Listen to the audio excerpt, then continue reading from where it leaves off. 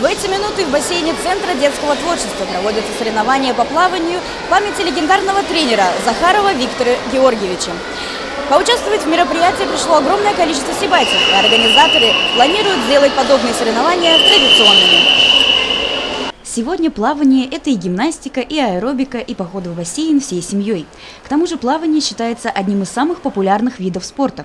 Это тот случай, когда занятия физкультурой одновременно приносят и удовольствие, и замечательный оздоровительный эффект. Очень отрадно, что в нашем городе Сибай очень много любителей плавания и людей, которые приветствуют и ведут здоровый образ жизни. Вы сами можете видеть, что сегодня у нас много гостей, очень много участников. По положению у нас заявлено и детские, и взрослые возрастные категории. Детские категории делятся на 4 возрастные группы, взрослые категории делятся на 3 возрастные группы. В городских соревнованиях под названием «Здоровое поколение» пришли поучаствовать сибайцы самых разных возрастов. Среди них и юные пловцы, которые свои первые заплывы еще пару лет назад начинали делать под руководством Виктора Захарова.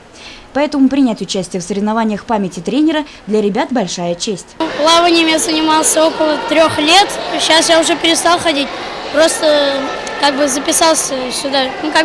Виктор Георгиевич был моим тренером. Мне нравится плавать, потому что здесь энергию можно потратить, развиваться, научиться плавать хорошо. Что ты ждешь от сегодняшних соревнований? Победы, призового места. Очень нравится спорт, и я решил плаванием заняться.